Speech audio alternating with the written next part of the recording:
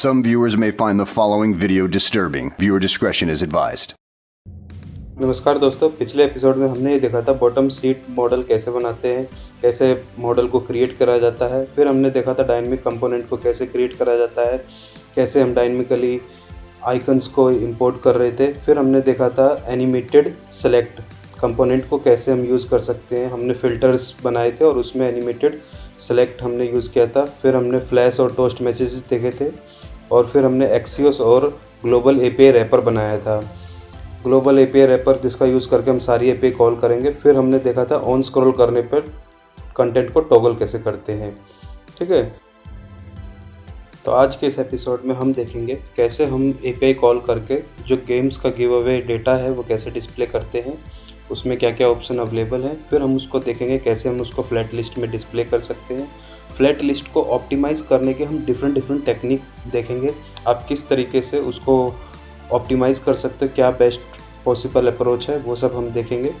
फिर हम देखेंगे फ्लैट लिस्ट को इन्फिनाइट स्क्रॉल कैसे इम्प्लीमेंट करते हैं, कैसे उसमें लोड मोर वाली फंक्शनलिटी डालते हैं। एक होता है क्लिक करके लोड मोर करने वाला, एक होता है स्क्रॉल करके लोड मोर करने वाला, वो दोनों तरीके हम देखेंगे। फिर हम देखेंगे इन सारे तरीक़ों को अगर आपको एक सिंपल वे में करना है तो फ्लैश लिस्ट आता है, उस फ्लैश लिस्ट को कैसे यूज़ करते हैं, उसके क्या क्या बेनिफिट हैं और उसको कैसे इम्प्लीमेंट करा जाता है, ये सब आज हम देखने वाले हैं। तो चलिए शुरू करते हैं।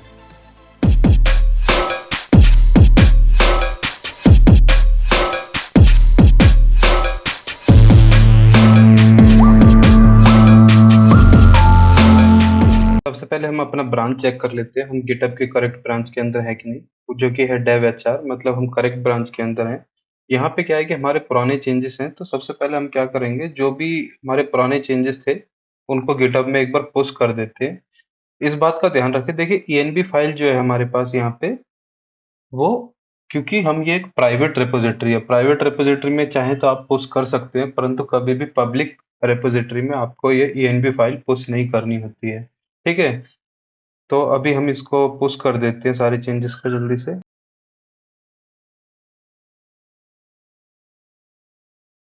तो अब देखिए हमारे पास 0 चेंजेस है, कोई भी एक्टिव।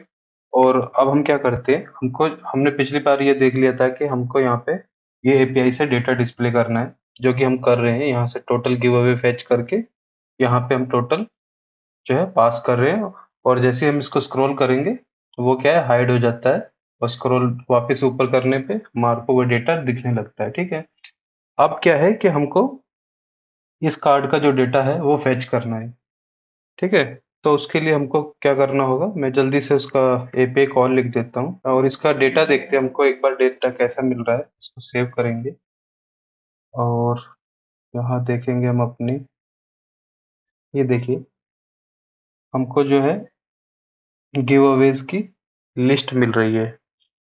तो यहाँ देखिए सिंपली करा क्या है हमने, मैं नॉर्मली जिस तरीके से हम पहले एपीआई कॉल कर रहे थे सेम ही एपीआई कॉल दोबारा कर रहे हैं। बस इसमें क्या है, इसमें हम गिव अवे का लिस्ट फेच कर रहे हैं, जो कि हमने एंड पॉइंट पे मेंशन कर रखा है स्लैश गिव अवेज। और हम अगर अपने यहाँ पे जाएं तो अगर हमें सारे गिव अवे चाहिए तो हमको ये वाला एंड पॉइंट कॉल करना होगा। ठीक है, तो स्लैश गिव अवे हम कॉल कर रहे हैं और हमको जो डेटा मिल रहा है वो ये है। इसको एक बार अच्छे से स्ट्रक्चर में देखते हैं कैसा दिखता है। जैसे कि अगर हम फॉर्मेटर में जाएं, यहाँ पे देखिए मैंने ऑलरेडी इसको पेस्ट कर रखा है, और इसके अंदर अगर हम देखेंगे, जैसे इसको एक बार फुल व्यू कर लेते हैं। अब देखिए ये जो आपको डेटा दिख रहा है इसके अंदर आपको क्या क्या मिल रहा है, description, and date, game power URL, image जो हमको डिस्प्ले करनी है, या फिर थंबनेल, दोनों में से हम कोई भी यूज कर सकते हैं। ठीक है, फिर आते हैं इसका यूआरएल, मतलब कि उस पे क्लिक करने पे अगर हमको जहाँ पे भी इसका एक्चुअल गिव अवे है वहाँ पे अगर हमको रिडायरेक्ट करना है वो मिल रहा है। स्टेटस क्या है इसका वो मिल रहा है। टाइप, जैसे कि मैंने पहले बताया था इसके अलग अलग टाइप होंगे। ठीक है, जैसे कि यहाँ देखो टाइप क्या है, डीएलसी है, जबकि यहाँ टाइप क्या है, गेम है। यूजर्स कितने हैं वो भी आ रहा है हमें, और कितना वर्थ है इसका वो भी हमको मिल रहा है। ठीक है, अब हम देखते हैं हमारे जो कार्ड है उसमें हमको इन्फॉर्मेशन क्या क्या डिस्प्ले करनी है। देखो स्टेटस दिखाना है, एक्टिव इनएक्टिव मतलब कि सही है, कितने यूजर हैं, वो भी हमको यहाँ दिखाना है, और फिर डेट दिखाना है जो कि है, और फिर दिखाना है उसका टाइटल, उसका कैटेगरी फ्री है या फिर क्या है, और उसका इमेज। परंतु यहाँ हम कोई भी डिस्क्रिप्शन नहीं दिखा रहे हैं, तो हम डिस्क्रिप्शन नहीं दिखाएंगे, ओपन गिव अवे यूआरएल वगैरह ये सब अभी नहीं दिखाएंगे। एक काम करेंगे, क्योंकि अभी हम लिमिटेड डेटा दिखा रहे हैं, तो उसके लिए हम यहाँ पे सिर्फ उतना ही डेटा डिस्प्ले करेंगे जितना हमको चाहिए। बाकी क्या करेंगे, क्लिक करने पे इसका एक फुल व्यू ओपन करेंगे, तो हम बोलेंगे डिटेल्ड व्यू। डिटेल्ड व्यू में क्या है कि हम यूजर को ये सारा डेटा डिस्प्ले करेंगे अच्छे तरीके से, और फिर वहाँ पे यूजर को ऑप्शन देंगे, अगर आपको गिव अवे पे जाना है तो आप यहाँ क्लिक करिए, उसका इंस्ट्रक्शन क्या क्या है, और आप उसमें फिर हम यूजर को ऑप्शन देंगे, वो उसको बुक मार्क कर सकते हैं उसको उसमें, और क्या क्या एक्शन परफॉर्म कर सकते हैं वो हम इसके डिटेल व्यू में दिखाएंगे।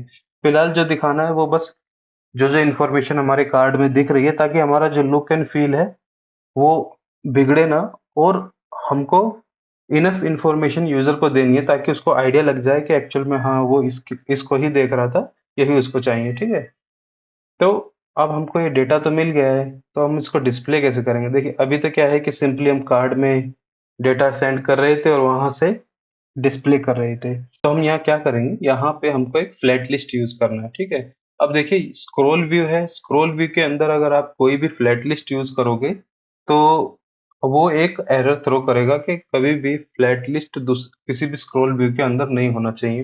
पर हम उसको भी देखेंगे कि वो कैसे ठीक कर सकते हैं। फिलहाल हम इसको यहाँ पे डिस्प्ले करते हैं।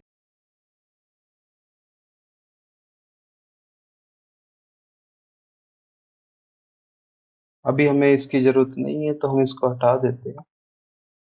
ठीक है, तो यहाँ पे जो डेटा आ रहा है रॉ डेटा, उसको हम उसमें पास कर देते हैं, सेट गेम डेटा, और इसमें जो भी रॉ डेटा आ रहा है हम उसको सीधा पास कर देंगे। ठीक है, तो अब हमारे पास गेम डेटा यहाँ आ जाएगा। अब हमें क्या करना है, रेंडर आइटम करना है, और इसमें रेंडर गेम डेटा।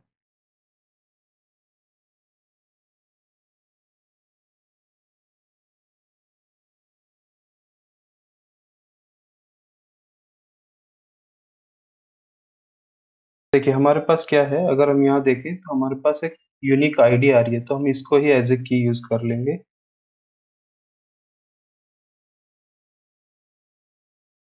एक चीज जो और है यहाँ पे वो ये है कि जो हम डेटा यहाँ पे ले रहे हैं, वो इसके अंदर जो है वो फॉर्मेट थोड़ा अलग है।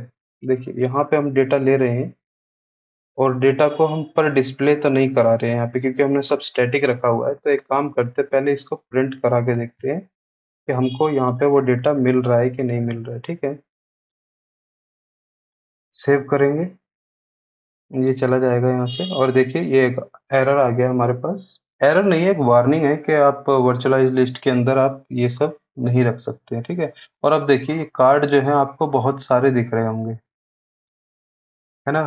तो ये इतने सारे कार्ड क्यों दिख रहे हैं, क्योंकि हमारा एक्चुअल में वो इतनी बार लूप में डेटा चल रहा है, मतलब कि डेटा तो हमारा रेंडर हो रहा है, बस हमको एक्चुअल डेटा से उसको रिप्लेस करना है। और अगर हम यहाँ देखेंगे, ये देखिए हर एक कार्ड का जो है डेटा हमको यहाँ पे मिल रहा है। ठीक है, तो हम वन बाय वन उसका डेटा रिप्लेस करने शुरू करते हैं। जैसे कि अभी ये है, मैं इसको क्या करता हूँ, इसमें हमको सबसे पहले क्या चाहिए, पिक चाहिए। पिक के लिए हम क्या करेंगे, डेटा डॉट, देखो क्या है, या तो आप थंबनेल यूज कर लो या फिर आप इमेज। तो हम क्या करेंगे, इमेज को यूज करेंगे। वैसे तो शायद से दोनों ही सेम है, परंतु कई बार क्या होता है कि इमेज और थंबनेल में डिफरेंस होता है क्वालिटी का, और हो सकता है कि साइज का भी फर्क हो।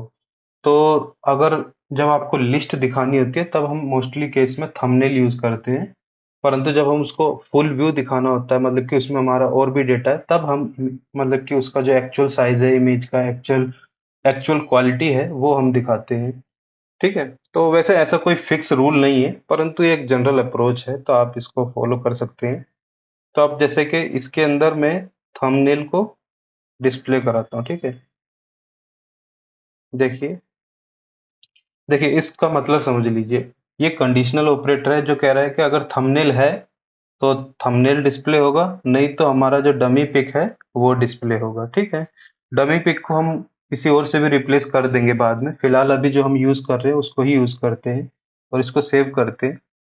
अब देखते हैं कि जो हम एक्चुअल में इमेज हम यूज कर रहे हैं वो रिप्लेस होती है या नहीं, ठीक है।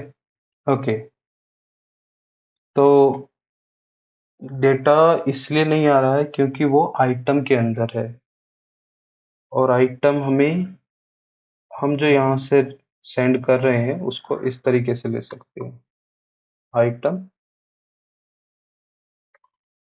ठीक है। अब देखिए, सेव करते हैं और इमेज डिस्प्ले नहीं हो रही है। क्यों नहीं हो रही है? थंबनेल प्रिंट करा के देखते हैं कि हमारा जो थंबनेल है वो आ रहा है कि नहीं आ रहा है। देखिए, अब हमें दिख रहा है कि सारी जगह ये प्रिंट तो कर रहा है, पर प्रॉब्लम है ये डिस्प्ले नहीं हो रहा है। डिस्प्ले क्यों नहीं हो रहा है? इसको एक बार इन सारी इमेज को ब्राउज़र में चला के देखते हैं कि आ रही है कि नहीं आ रही। तो मतलब इमेज तो हमारी आ रही है, पर प्रॉब्लम क्या है? डिस्प्ले नहीं हो रही है। डिस्प्ले ना होने का कारण देखिए यहाँ से पता चलेगा। जभी भी हमारा यूआरएल जो है एक्सटर्नल होता है रिएक्ट नेटिव के अंदर में, तब क्या होता है कि हमको देखिए, स्टैटिक इमेज अगर आपको दिखानी है, मतलब कि आपके फोल्डर में ही कहीं पे इमेज रखी हुई है, तो आप डायरेक्टली सोर्स में ऐसे पास कर सकते हैं। पर अगर उसका थंबनेल, मतलब कि अगर उसकी इमेज जो है किसी एक्सटर्नल वेबसाइट से आ रही है, किसी डायरेक्ट यूआरएल से आ रही है, तब आपको क्या करना है, वहां पे यूआरएल यूज करना है, ठीक है। सेव करेंगे। अब देखिए, जो हम इमेज डिस्प्ले करना चाह रहे थे वो एक्चुअल में हमको इमेज यहाँ मिल रही है, ठीक है। लुक एंड फील देख लीजिए, हमारा वैसे का वैसा ही है, कुछ भी चेंज नहीं हुआ है। इतना इजी हो जाता है लाइफ अगर आप पहले से ही काफी चीजें स्ट्रक्चर करके रखते हैं, ठीक है। देखिए, अभी क्या है कि स्क्रीन हैवी हो गया है क्योंकि बहुत ज़्यादा डेटा रेंडर हो रहा है। इसकी वजह से अगर मैं स्क्रॉल करके वापस जा रहा हूँ, आ रहा हूँ, तो आपको दिख रहा होगा कि वो कार्ड जो हम डिस्प्ले कर रहे थे एक्चुअल में, वो बहुत स्लोली रिएक्ट कर रहे हैं, मतलब कि बहुत टाइम ले रहा है वो उसको यहाँ पे डिस्प्ले करने में। तो हम उसका भी सॉल्यूशन देखेंगे, क्योंकि देखो इतना सेकंड का डिले हो रहा है वो फंक्शन रन होने में, क्योंकि इतने सारे कार्ड का डेटा चेंज हो रहा है।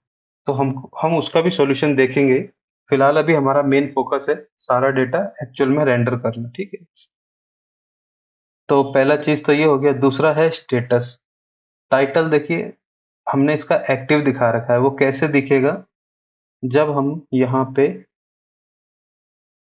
इस पे जाएंगे, यहाँ देखिए स्टेटस, हमको क्या करना है, सिंपली स्टेटस को यहाँ पे प्रिंट करा देना है, ठीक है।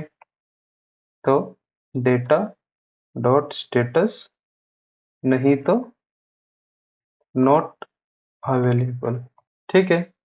सेव करते हैं तो हमारा स्टेटस भी रिप्लेस हो गया है। दूसरा है,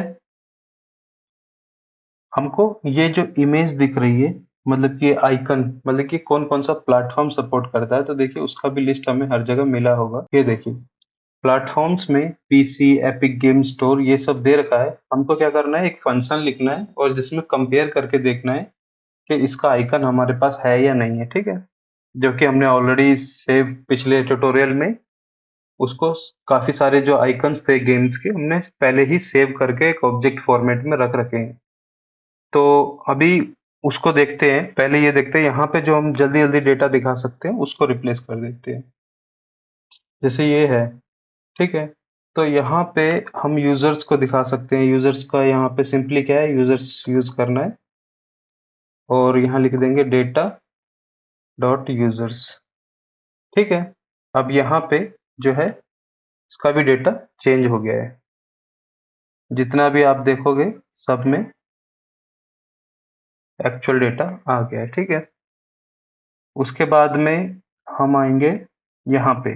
देखिए, अगला है इसमें, ये क्या है, पीसी गेम है, मतलब कि इसका टाइप क्या है और फिर ये फ्री है या नहीं है, ठीक है, हमको वो दिखाना है। तो देख लेते हैं टाइप। तो हमको ये टाइप यहाँ से लेना है और इस टाइप में टाइटल की जगह यहाँ रिप्लेस कर देना है डेटा डॉट टाइप, ठीक है।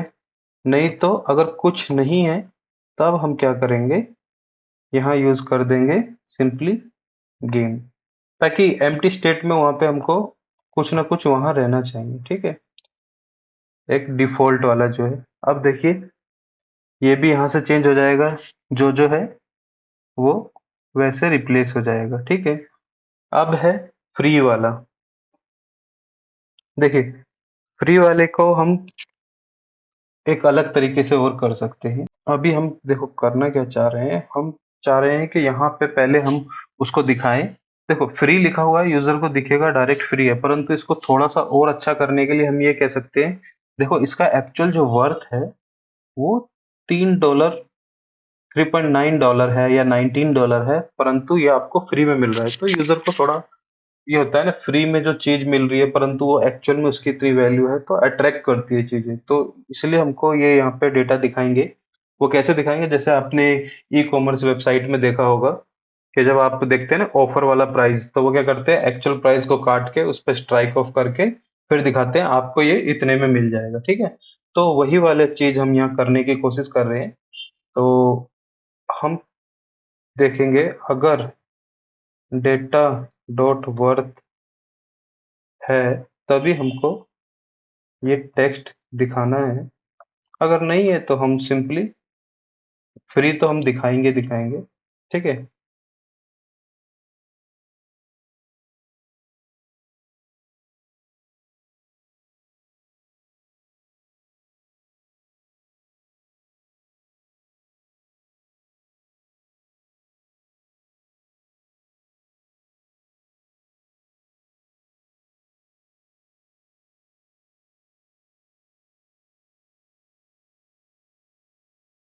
ये दिखा रहा है कि ये इतना एक्चुअल में इतना है, परंतु फ्री मिल रहा है हमको, ठीक है। तो अभी हम इसको क्या करेंगे, ठीक है, सेव करते हैं। देखिए वो स्ट्राइक ऑफ हो गया है और फ्री दिखा रहा है, ठीक है। देखिए जो यहाँ पे NA आ रहा है उसको, उस कंडीशन में भी हमको ये नहीं दिखाना है। तो मतलब कि अगर NA ना हो तो ही ये दिखे, ठीक है, वरना दिखाने की हमें ज़रूरत नहीं है। और इसमें हम क्या कर सकते हैं, गैप यूज़ कर सकते हैं, कितने का, इसके बीच में गैप आ गया है और वो स्ट्राइक होके दिख रहा है। पर क्या ये सही दिख रहा है?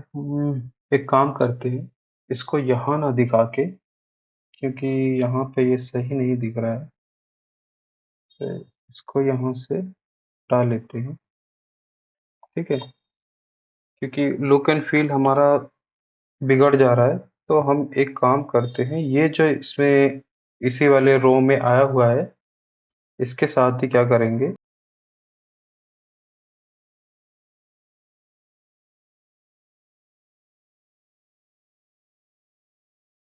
देखिए मैं कर क्या रहा हूँ, ये जो तो पहले जो तो कार्ड है मैं उनको स्टाइल चेंज नहीं करना चाह रहा हूँ, मतलब कि उनका लुक एंड फील वैसा ही रखना चाह रहा हूँ। तो इसलिए क्या कर रहे हैं, इन तीनों को हम एक रो में लेके आएंगे, परंतु जो फाइनल प्राइस है उसको लास्ट में पुश कर देंगे, ठीक है। तो उससे क्या है कि हमारा लुक भी नहीं बिगड़ेगा और हम डेटा भी अपना सही से डिस्प्ले कर देंगे,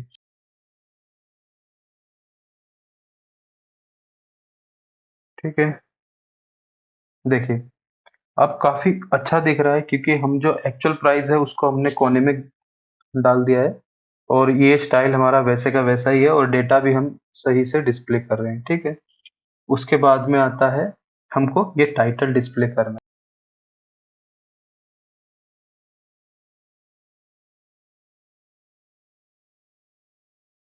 कुछ नहीं होगा तो यहाँ पे सिर्फ गिव अवे गेम लिखा आ जाएगा, वरना एक्चुअल जो है उससे रिप्लेस हो जाएगा। देखिए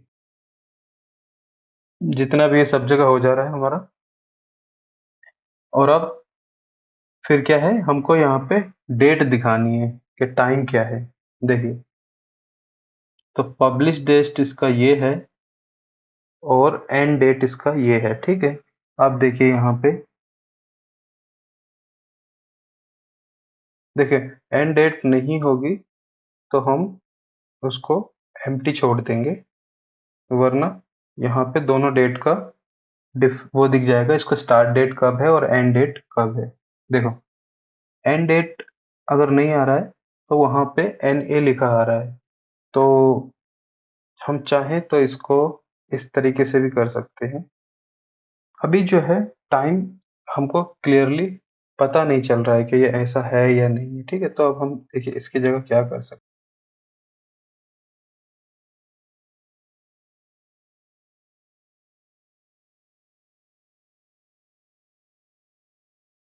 हैं। अब देखिए ये NA जो है वो चला गया है। हम यहाँ पे लिख सकते हैं, या तो उसको कोई भी दे सकते हैं, नो एक्सपायरी या कुछ भी।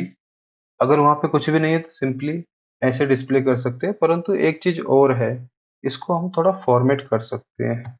जैसे मोमेंट, ठीक है, हमारे पास मोमेंट लाइब्रेरी नहीं है, तो हम क्या करेंगे, मोमेंट लाइब्रेरी यूज करके इसको थोड़ा अच्छे से फॉर्मेट कर देंगे ताकि ये थोड़ा लुक एंड फील इसका अच्छा हो जाए, ठीक है।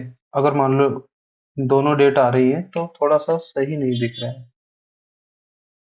जैसे ये देखो, तो ऐसा लग रहा है कि बहुत ज्यादा डेटा दिखा रहे हैं हम, तो उसको हम फॉर्मेट कर देंगे अपने हिसाब से। फिर है, हाँ, यहाँ देखो, जैसे मैंने आपको बताया था, ये जो गेम का बटन भी है ना, इसको, इसका जो टेक्स्ट है वो भी हम डायनेमिक रखेंगे।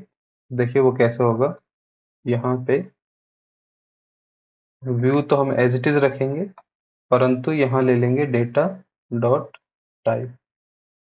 अब मतलब कि ये जो भी है, गेम है, टाइप है, लूट है, उस हिसाब से ये सारा रिप्लेस हो जाएगा। जैसे ये गेम है, ये DLC है, आप देखिए यहाँ पे व्यू DLC आ गया है, क्योंकि ये देखिए यहाँ जो DLC है वो बटन पे भी दिखना चाहिए, वही हमारा कंडीशन था, ठीक है। तो अब एज इट इज हम वो डेटा डिस्प्ले कर पा रहे हैं।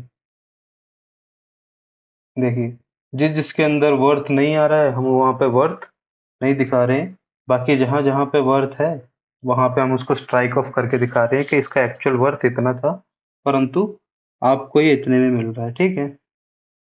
तो अभी हमारी यहाँ पे दो चीजें पेंडिंग है। पहली चीज जो पेंडिंग है वो तो है कि हम इस डेट को फॉर्मेट करें। दूसरा है यहाँ पे जो आइकन्स हैं प्लेटफॉर्म के हिसाब से वो आइकन्स डिस्प्ले करें, ठीक है। देखो पहले हम ये देखते हैं जो हमारे पास डेटा आ रहा है वो कैसे आ रहा है। देखिए एक स्ट्रिंग के अंदर कॉमा सेपरेटेड हमको प्लेटफॉर्म्स मिल रहे हैं, तो हमको सबसे पहले क्या करना होगा, जो स्ट्रिंग्स के अंदर जो हमारे पास एक स्ट्रिंग के अंदर जो कॉमा सेपरेटेड जितने भी प्लेटफॉर्म है उनको हमको सेपरेट करना होगा और उसको अरे ऑफ स्ट्रिंग बनाना होगा, और उस अरे ऑफ स्ट्रिंग से फिर हमें आइकन सर्च करना होगा, तब ये डिस्प्ले करना होगा। देखिए बैकएंड से हमें होता है कई बार हमारे फेवरेबल कंडीशन में डेटा नहीं मिलता है, तो हमको क्या करना होता है, फ्रंट एंड में उसका वो फेवरेबल फॉर्मेट हमको खुद से बनाना पड़ता है। जरूरी नहीं है कि आपको हर एक बेस्ट फॉर्मेट आपको बैकएंड से मिल जाए। अगर आपके हाथ में, अगर आप बैकएंड खुद से लिख रहे हैं तो आप उसको आसानी से अपना कर सकते हो, परंतु अगर आपको हम बैकएंड डेवलपर कोई और दूसरी टीम है और उन्होंने अपना काम पहले ही खत्म कर चुके हैं, तो ये अब आपकी जिम्मेदारी है as a front end developer कि आप उसको अपने फॉर्मेट में कन्वर्ट करें और उसका लॉजिक अपने फ्रंट एंड में ही लिख ले, ताकि आप जिस मर्जी तरीके से उसको डिस्प्ले कर सके, क्योंकि बैकएंड को डिस्प्ले से मतलब नहीं है कि आप किस तरीके से डिस्प्ले करना चाह रहे हैं, ठीक है। तो ये अब फ्रंट एंड डेवलपर का काम है कि उसको अच्छे तरीके से फॉर्मेट कर ले अपने एंड पे और डिस्प्ले करे। तो अब हम क्या करेंगे, यहाँ देखिए जहाँ हम आइकन डिस्प्ले कर रहे हैं, ठीक है, तो यहाँ आप देख पा रहे होंगे ये जो है यहाँ पे इमेज हम एक डिस्प्ले कर रहे हैं, पर अभी हमको डिस्प्ले क्या करना है, डिस्प्ले हमको करना है वो सारे आइकन्स जो हमें यहाँ से मिलेंगे, ठीक है।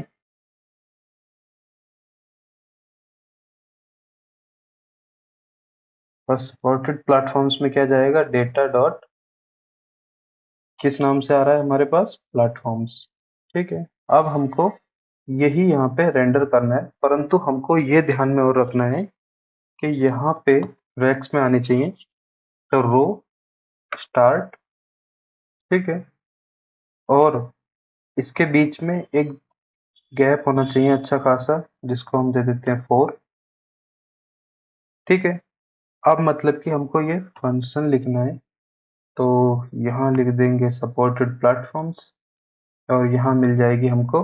तो सबसे पहले तो हम ये देखेंगे if platforms not equal to empty and platforms not equal to undefined. Null check लगाना जरूरी है। नल चेक से क्या होता है कि हमें ये पता चल जाता है कि वहाँ डेटा नहीं है, तो हमको क्या डिस्प्ले करना है। ठीक है, तो यहाँ पे एक एल्स कंडीशन भी रहेगी, तो एल्स वाली हम पहले लिख देते हैं। कुछ नहीं है तो हमको रिटर्न क्या करना है,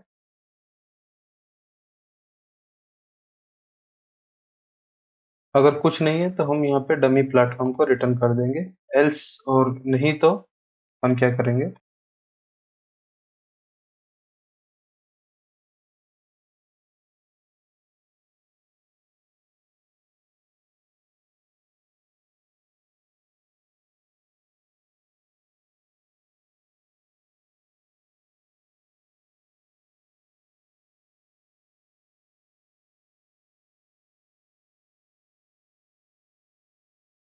और रिटर्न कर देंगे प्लेटफॉर्म अरे को। ठीक है, अब देखिए सोर्स हमको क्या है, आइकन्स हमको पहले लेने होंगे, तो हमें मतलब कि गेट आइकन्स,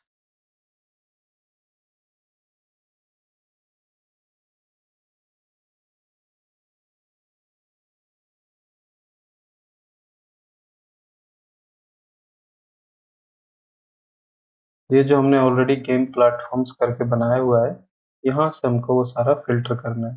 ठीक है, तो यहाँ आएंगे, तो अब स्टैटिक डेटा, ये हमारे पास गेम प्लेटफॉर्म आ गया है, तो गेम्स प्लेटफॉर्म्स डॉट फिल्टर हम क्या करेंगे, item dot name is equal to जो हमें नेम मिल रहा है, अगर इसके अंदर कुछ भी स्पेस है उसको ट्रिम करके कंपेयर कर लेते हैं। देखिए यहाँ जो है हमने नेम यूज करा है, और वहाँ जो हम नेम यूज कर रहे हैं, दोनों को कंपेयर कर रहे हैं, अगर कंपेयर होगा तो हम वहाँ पे डिस्प्ले कर देंगे। अब हो सकता है ये जो हमने फाइंड आइकन करा है ये ना मिले, तो हम क्या करेंगे, उसका लेंथ एक बार चेक कर लेंगे, तो उसका लेंथ जो है 0 से ज़्यादा होना चाहिए। ठीक है, अब रिटर्न करवा देंगे जो भी हमें आइकन मिला है उसका, क्योंकि हमें एक ही इसमें कोई भी मैच मिलेगा, और उसका हमें क्या चाहिए, हमको आइकन चाहिए। ठीक है, तो हम यहाँ पे उसका आइकन रिटर्न करवा देंगे। एल्स हम कोई भी और आइकन रिटर्न करवा सकते हैं, जैसे कि हमने जो डमी प्लेटफॉर्म यूज कर रखा है उसका यूज कर सकते हैं, और अगर कुछ भी नहीं है तभी भी डमी प्लेटफॉर्म रिटर्न कर देगा। ठीक है, सेव करके देखते हैं, क्योंकि हमारा जो नेम लिखा हुआ है वो इससे मैच नहीं कर रहा है। देखिए जैसे कि पीसी है तो वो हमारे लेबल से मैच कर रहा है, तो हम एक काम करते हैं, इसका सबसे बेस्ट तरीका ये है, दोनों को ही लोअर केस करके कंपेयर कर सकते हैं।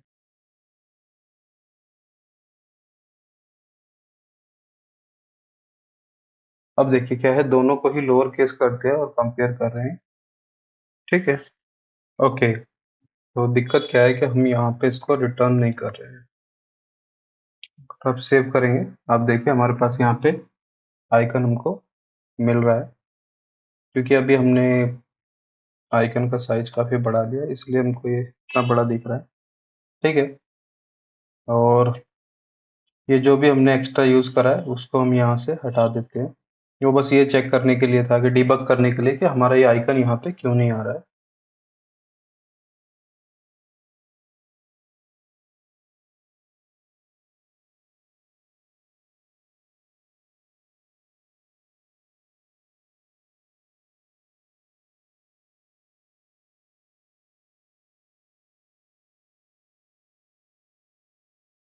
अब हो सकता है, अभी हमको कंडीशन तो नहीं पता है कि हाँ भाई आगे कितना हो सकता है, तो हम सेफ सिनेरियो के लिए क्या करते हैं, क्योंकि हमारा हमको चाहिए ये यूआई बिगड़ना नहीं चाहिए, बिल्कुल भी एज इट इज हमारा यूआई रहना चाहिए।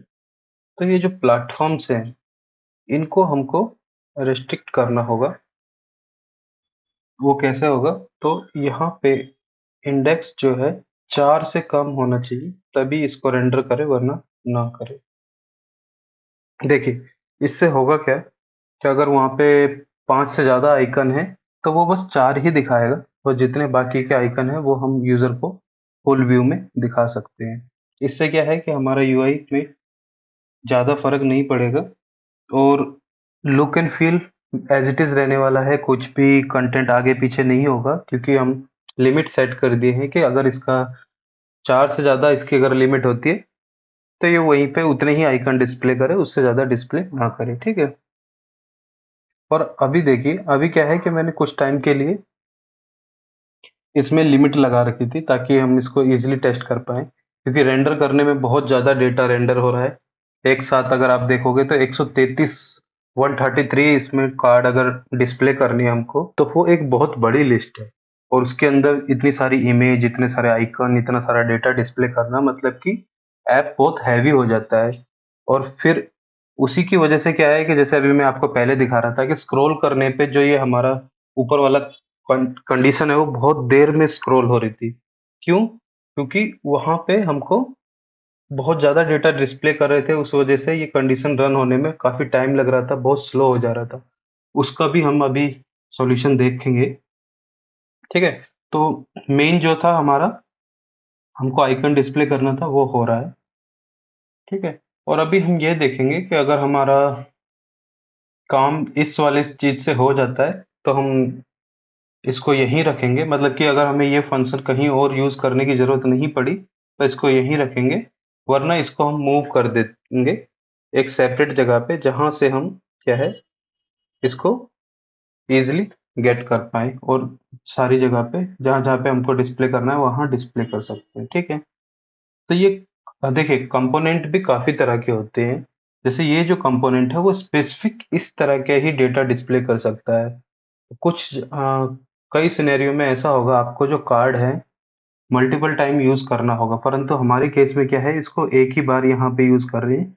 उसके बाद ऐसा कार्ड हमको दोबारा यूज़ नहीं करना है जिसमें सिमिलर टाइप ऑफ डेटा आएगा, या फिर मान लो कुछ कंडीशनल डेटा आएगा। तो इस वाले कार्ड को हम, वैसे तो जनरल अप्रोच आपकी ये होनी चाहिए कि आपको जो कंपोनेंट बना रहे हो उसको लूज़ली कपल्ड बनाना है, मतलब कि उसमें जो डेटा है वो उसमें फिक्स नहीं होना चाहिए। मतलब कि आप उस कार्ड में किसी भी तरीके का डेटा चेंज कर सकते हो, और वो कंडीशंस, एक्शंस आप परफॉर्म कर सकते हो। ठीक है? पर हमारे केस में क्या है, हमको बस यही कार्ड दोबारा कहीं पे यूज़ नहीं करना है, इसलिए हम इसमें ये जो जितना भी आप यहाँ पे साइड पे डेटा देख रहे हो यहाँ पे, ये हमने यहाँ लिख दिया, वरना हम इसको यहाँ नहीं लिखेंगे बिल्कुल भी। ठीक है? कंपोनेंट को जितना क्लीन हो सके उतना क्लीन करने की कोशिश करें। देखिए, चाहे तो हम इसको अभी ही शिफ्ट कर सकते हैं, पर हमें कहाँ यूज़ होगा? नेक्स्ट स्क्रीन में जब हम इसको फुल व्यू में दिखाएँगे, तभी भी हमको आइकन तो गेट करने पड़ेंगे। तो हम एक काम करते हैं, इसको जो हमारा फंक्शंस है, इसके अंदर यहाँ पे डाल देते हैं लाइव स्क्रीन्स कस्टम फंक्शंस। ठीक है? और यहाँ लिखेंगे एक्सपोर्ट कॉन्स्ट गेट आइकन, और यहाँ पे जो हमने जितना लिखा है इस सबको कॉपी कर लेंगे।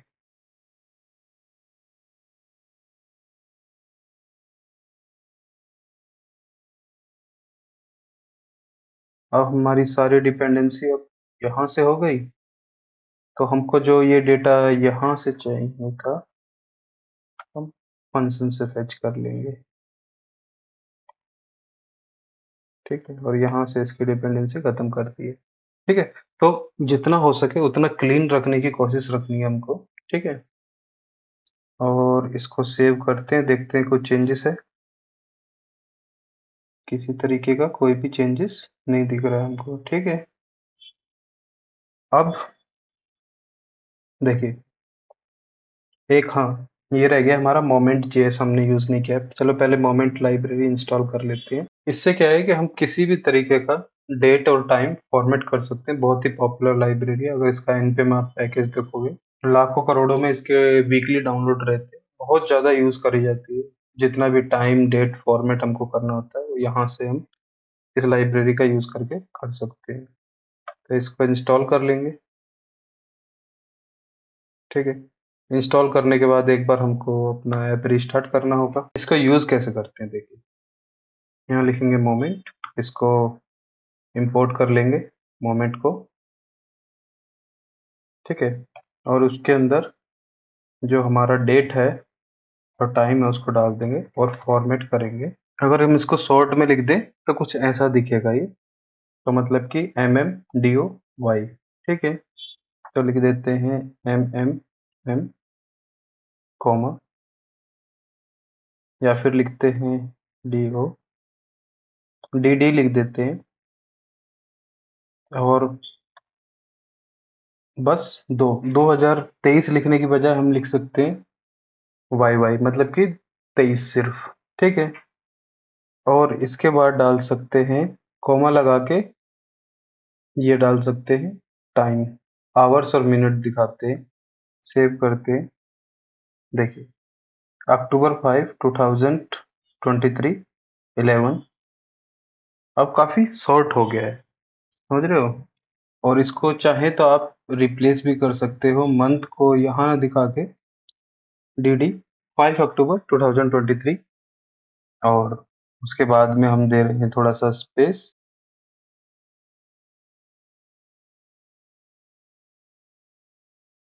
5 अक्टूबर 2023 11, ठीक है।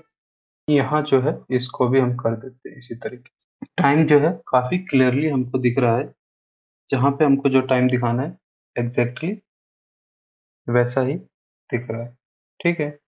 देखिए आइकन्स के ऊपर हमने ज़्यादा फोकस इसलिए नहीं रखा है क्योंकि उसको हम नेक्स्ट स्क्रीन में दिखाएंगे। हमारा मेन है कि जो हम ये इमेज दिखा रहे हैं उस पे ज़्यादा फोकस आना चाहिए यूजर का, ठीक है।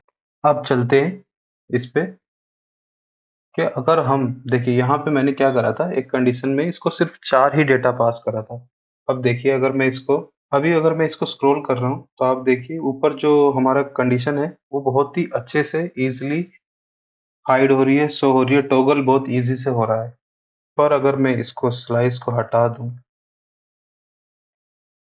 अब देखना अब डेटा कितना हो जाएगा, अब डेटा हो जाएगा 133।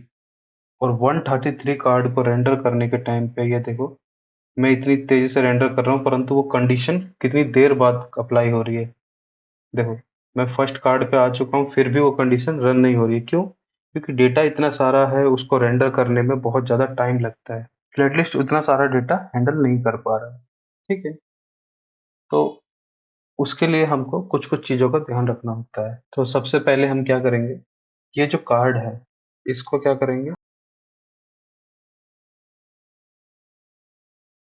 मेमोराइज़्ड यूज़ करने से क्या होता है, अगर सेम डेटा उस कार्ड में दोबारा से मतलब कि रिएक्ट री-रेंडर होता है और दोबारा से कार्ड में वो डेटा डिस्प्ले करने की कोशिश करता है, तो वो पहले कंपेयर करता है, क्या वो डेटा सेम है या डिफरेंट है। अगर सेम होगा तो वो उसको री-रेंडर करने से बचाएगा, मतलब कि उसको याद रख लेगा, मेमोराइज़्ड कर लेगा।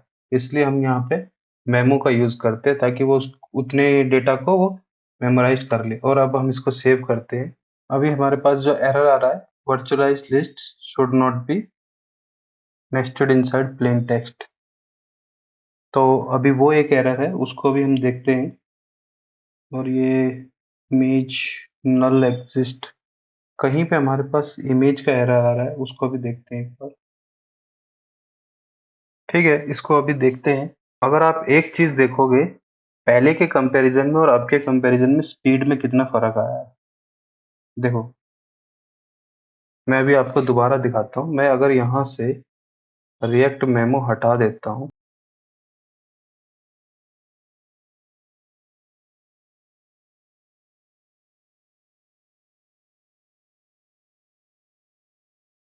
अब देखिए, अब मैं जितनी बार इसको स्क्रॉल करूंगा इसका स्पीड देखना कितना स्लो हो गया है, कितने टाइम बाद जाके वो एक्चुअल में वो फंक्शन रन हो रहा है। वहीं अगर हम यहाँ पे रिएक्ट मेमो दोबारा से यूज़ करते हैं, सेव करते हैं, अब अगर मैं इसको स्क्रॉल करता हूँ, अब स्पीड में फ़र्क देखें, मतलब कि जो हम स्क्रॉल कर रहे थे तब कितना टाइम ले रहा था और अब कितना टाइम ले रहा है, साफ-साफ हम क्लियरली देख सकते हैं। जैसे ही ऊपर हिट करा, तुरंत उसने डेटा दिखा दिया। जैसे ही हम थोड़ा-सा स्क्रॉल करें, तुरंत वो हो गया। तो मतलब कि हमारा इतना सारा डेटा ये मेमोराइज़ कर लिया है कि इसमें कुछ चेंज नहीं है, तो मैं इसको री-रेंडर क्यों ही करूँ? तो इसलिए रिएक्ट मेमो का यूज़ करा जाता है। ये लिमिटेड नहीं है कि आप किसी भी कंपोनेंट तक आप फंक्शन को भी मेमोराइज़ कर सकते हो, कोई भी हैवी फंक्शन जहाँ पे भी लग रहा हो। पर हाँ, हर एक कंपोनेंट को, हर एक फंक्शन को आपको मेमो यूज़ करने की ज़रूरत नहीं है। सिर्फ़ वही फंक्शन जो बहुत ही हैवी है या कंपोनेंट जो बहुत हैवी है, आपको लगता है इसके री-रेंडर होने से यूआई में काफ़ी डिले होगा, रिस्पॉन्स थोड़ा स्लो हो जाएगा, तब आपको वहाँ पे मेमोराइज़्ड रिएक्ट मेमो का यूज़ करना है, ठीक है? अब इसका क्या है कि अभी देखिए, अभी फ्लैट लिस्ट वैसे तो कोई भी दिक्कत नहीं है इसमें, जितना मर्ज़ी किसी स्पीड से हम स्क्रॉल कर लें, हमको सारा डेटा एज़ इट इज़ मिलता जाएगा, कोई भी कुछ भी प्रॉब्लम नहीं। अब देखिए इतना सारा डेटा हमने एक बार में डिस्प्ले कर दिया, कुछ भी दिक्कत नहीं आई। दिक्कत कहाँ आएगी? जब हम पहली बार लोड कर रहे हैं तो स्क्रीन थोड़ी देर के लिए फ्रीज हो जाती है, 2 सेकंड के लिए, 3 सेकंड के लिए।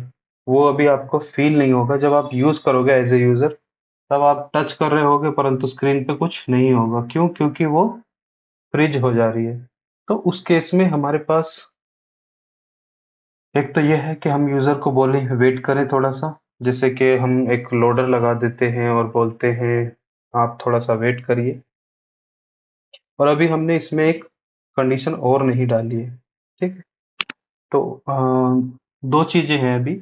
एक, अगर यहाँ पे कोई भी गेम नहीं है, एक्टिव गिव अवे नहीं है, तो हमें एम्प्टी स्क्रीन में क्या दिखाना है वो। दूसरा, कि जो जो स्क्रॉल होने पे हमको वर्चुअलाइज़ लिस्ट वाला एरर आ रहा है, वो कैसे जाएगा? इसके देखिए 2 तरीके होते हैं, या तो आप फ्लैट लिस्ट के अंदर ही ये सारा डाल दीजिए, ये कार्ड्स, ये स्क्रॉल बार, ये सब।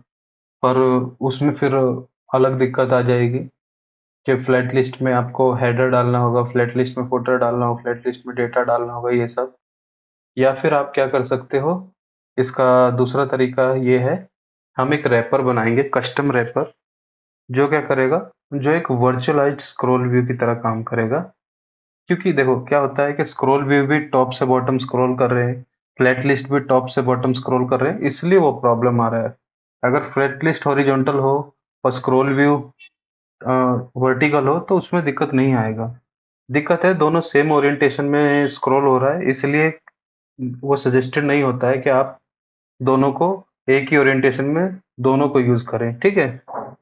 तो उस केस में हम क्या करेंगे, हम एक अपना कस्टम कंपोनेंट बनाएँगे यहाँ पे।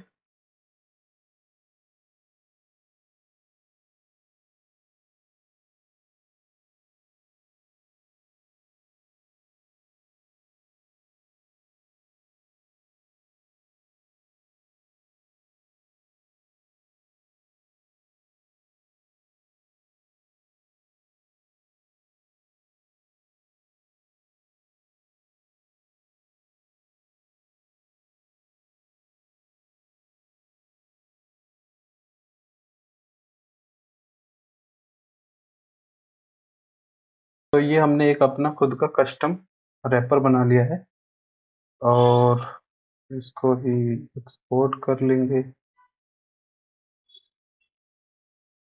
ठीक है? अब हमको यूज़ कैसे करना है यहाँ पे, ठीक है? अब देखिए,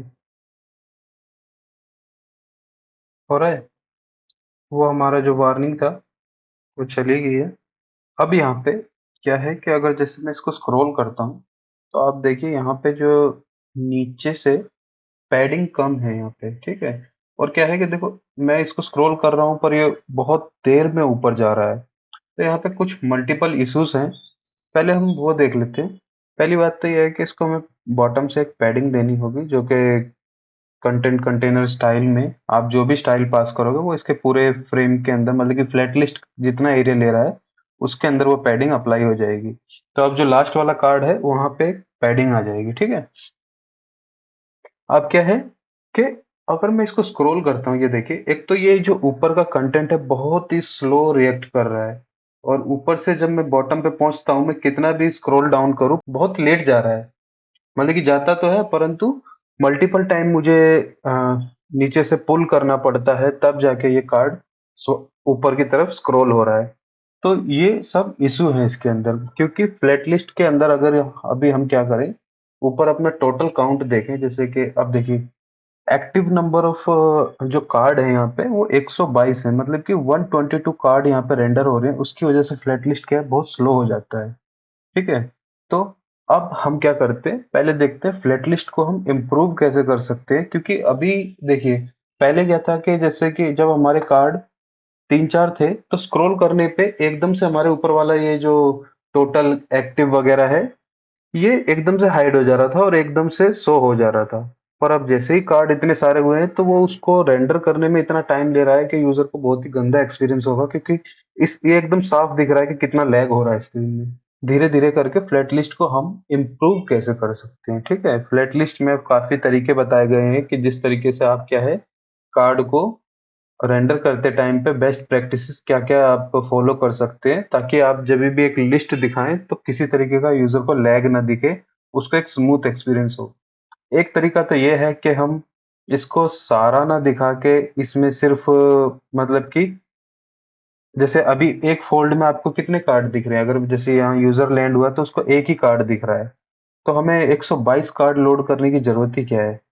हम एक तरीका तो ये है कि हम यहाँ पे डाल देते हैं, एक लिमिट का बना देते हैं, जिसमें लिख देंगे इनिशियल लिमिट 10 है, और जैसे ही वो स्क्रॉल करेगा वो लिमिट +10 होके स्क्रॉल होती जाएगी और उतना डेटा इंक्रीज होता जाएगा। एक तो वो तरीका है, जैसे कि आपने देखा होगा बहुत सी वेबसाइट या फिर अमेजोन में भी अगर आप जाओगे तो अमेजोन में जब आप नीचे प्रोडक्ट सर्च करते हो तो उसमें लास्ट में पेजिनेशन आ जाता है। वो पेजिनेशन इसलिए है ताकि आप वहां पे मतलब कि वो फास्ट डेटा रेंडर करके आपको दिखा सके। एक बार में वो लिमिटेड डेटा ही दिखाते, फिर आप जब सेकंड टैब पे क्लिक करते हो, जैसे पेज नंबर 2 पे क्लिक करोगे, तब जाके वो दोबारा से उतना डेटा फेच करेगा और ऐड करके आपको दिखाएगा। इससे क्या है कि यूजर को डिले नहीं दिखता है, किसी तरीके का लैग नहीं दिखता है। तो वो तरीका हम अपना सकते हैं। और यहाँ आइए, आप जब इसके डॉक्यूमेंट पे आएंगे तो इन्होंने बता रखा है फ्लैट लिस्ट को ऑप्टिमाइज करने के क्या क्या तरीके हैं। ठीक है, देखिए पहला इन्होंने बता रखा है रिमूव क्लिप्ड सब व्यू। अगर ये बाय डिफॉल्ट इसकी वैल्यू फॉल्स होती है, अगर आपने ट्रू कर दी है तो इसका मतलब है कि जो व्यू पोर्ट है, मतलब कि एक जो आपका ये जो पहला स्क्रीन इतना जो आपको दिख रहा है, इससे बाहर का जो कंटेंट है उसको क्या कर देगा, ये रिमूव कर देगा। देखो इन्होंने लिखा हुआ है view that are outside the viewport are detached from the native view hierarchy. This reduce the time spend on the main thread and thus reduce the risk of dropped frame. ठीक है, तो अ, यहाँ पे साफ साफ लिख रखा है कि जो उसके बाहर का व्यू पोर्ट है उसको वो मतलब कि एक तरीके से रेंडर ही नहीं करेगा। तो उससे फायदा क्या होगा कि वो उसका परफॉर्मेंस में इंक्रीमेंट होगा। परंतु उन्होंने साथ में ये भी बता रखा है इसके इम्प्लीमेंट करने में काफी बग्स हो सकते हैं। जैसे अगर आप इसी को iOS के लिए रन करोगे तो आपको वहाँ कुछ प्रॉब्लम फेस करनी पड़ सकती है। ठीक है, तो दूसरा यहाँ पे इन्होंने बताया है मैक्स टू रेंडर पर बैच। ये एक इम्पोर्टेंट फीचर है इसका, जो अभी मैं जैसे बोल रहा था ना, ऑन स्क्रॉल लोड, लोड मोर, हम वो डाल सकते हैं। वो उन्होंने इसमें फ्लैट लिस्ट में हम उसको इस तरीके से कर सकते हैं, मैक्स टू रेंडर पर बैच, मतलब कि पर स्क्रॉल पे आपको कितना रेंडर करना है वो यहाँ दिखाता है। ठीक है, अमाउंट ऑफ आइटम रेंडर पर बैच। ठीक है, इससे परफॉर्मेंस पे बहुत ज्यादा इफेक्ट पड़ता है, क्योंकि आप स्क्रॉल करने पे रेंडर कर रहे हो, ना कि एक लोड करने पे। ठीक है, अब देखिए जैसे ही आपने इसकी वैल्यू जितनी हाई रखोगे, उससे प्रॉब्लम क्या होगा कि वो उतनी ज्यादा आइटम को पर स्क्रॉल पे रेंडर करेगा। मतलब कि जितने टाइम उसको लगेगा उसको रेंडर करने में, उस उतने टाइम तक आपका स्क्रीन का जो एक्टिविटी है वो ब्लॉक रहेगा। इन्होंने यहाँ पे बता भी रखा है more items per batch means longer period of JavaScript execution, potentially blocking other event processing। ठीक है, तो हर एक चीज का कुछ ना कुछ प्रो एंड कॉन्स इन्होंने बता रखा है कि आप इसको यूज करें तो आपको सावधानी से यूज करना है। अब देखिए इसी को मैं अब क्या करता हूँ, मैक्स पहले तो मैं आपको एक चीज़ दिखा देता हूँ ताकि आपको वो क्लियरली समझ में आ जाए। यहाँ देखिए, अभी जैसे ही हम इसको स्क्रॉल करते हैं तो हमको ये एक वार्निंग देता है कि आपका जो है लार्ज लिस्ट है जो जिसकी वजह से परफॉर्मेंस पे इफेक्ट पड़ रहा है। इसलिए इन्होंने बोला हुआ है कि you should follow the best practices, ठीक है? तो ये हर बार जब भी इसको रेंडर करने में दिक्कत आएगा, ये वाला आपको एक वार्निंग बताएगा कि ये आपका फ्लैट लिस्ट जो है वो काफी हैवी हो गया है, आप कुछ बेस्ट प्रैक्टिसेस फॉलो कीजिए, ठीक है? तो अभी हम क्या करते हैं, यहाँ पे लिख देते हैं मैक्स टू रेंडर पर बैच। और देखिए हमारा मैक्स एक कार्ड दिख रहा है एक बार में, तो स्क्रॉल करने पे मतलब कि दूसरा तीसरा चौथा मतलब कि ये इनफ स्क्रॉल हो रहा है ना, तो हम क्या कर सकते हैं, यहाँ पे मैक्स 4 या 5 रख सकते हैं, ठीक है? मतलब कि पर स्क्रॉल पे 4 कार्ड हमारे रेंडर हों। अब मैं इसको सेव करता हूँ और आप थोड़ा देखना, आप परफॉर्मेंस वाइज मैं इसको स्क्रॉल कर रहा हूँ, ये देखिए दिख रहा है आपको?